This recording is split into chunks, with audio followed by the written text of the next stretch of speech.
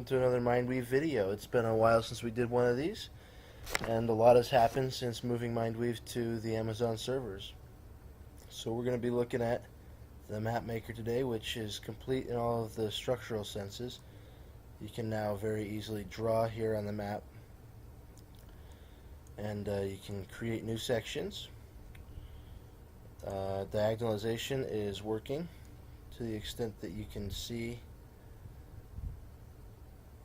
diagonals forming here when I set it to diagonalization mode, and you can get a smoother looking map.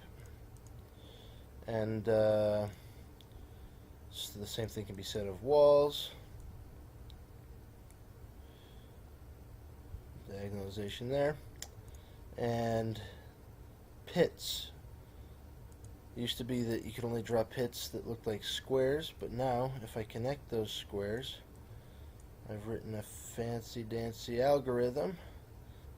It sews those squares together and you get something that looks, semi-realistic, with open space here in the middle and the edges drawn out correctly. And if I come back in here and draw some islands, you see the islands there with their edges looking pretty decent as well. I've got the ability to zoom in and out. As you get further out, it takes a little bit longer. It consumes more resources because you have to draw a larger map. And as you zoom in, you can't really see much useful zoomed in this close, but it makes the tiles look real pretty. And this is a little closer to what your players will be seeing if they're walking around in a confined dungeon like this. I can change the name of this map.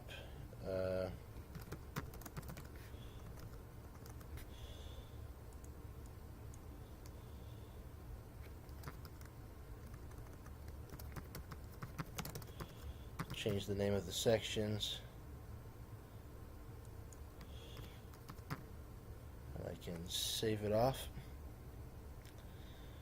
If I attempt to save a map with a name that exists, it goes ahead and tells me that there's already a map by that name and asks if I want to save over it.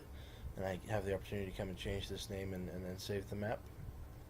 I can use the new button to clear all of the things that I've done and kind of start from scratch.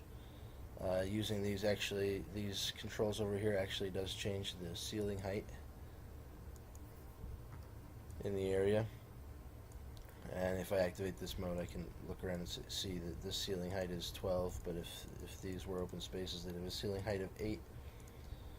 And so you can create some dimension to your map using these controls here. I can use these controls to manually put in pits or whatever I wanted to put in.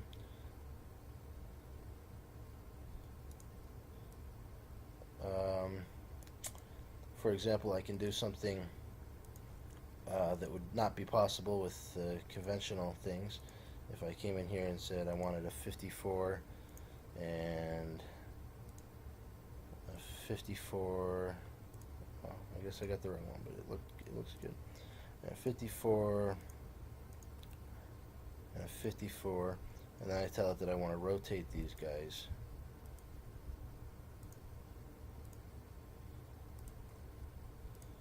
Normally, you can't get this this kind of an effect. I could also move the red selection thing with the arrow keys, which is fun.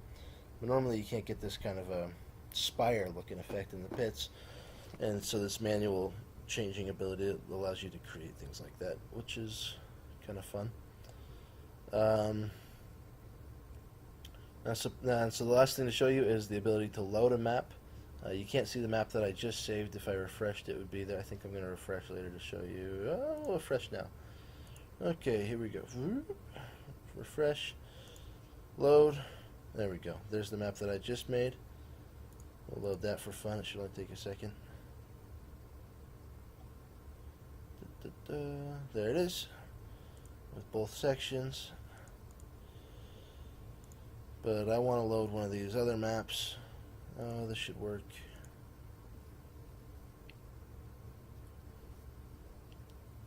It's a little bit bigger. It's got 4 sections, I think, maybe 5.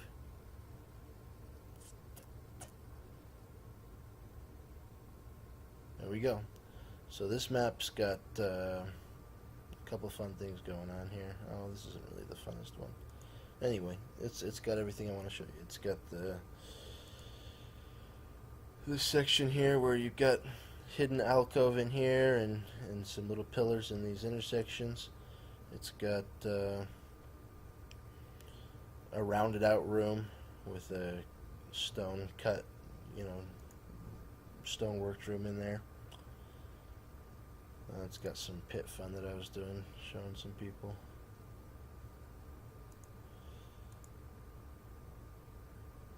And alright, I think that's it, everybody. Map Maker's just about done. Over the next few days I'll be building in the ability to do transitions, and then we'll be moving back to the player page where you'll be able to see these maps in action. I'll build some more interesting maps for the players to explore, and we're getting really close to actually being able to do combat and play real games. So thanks for watching.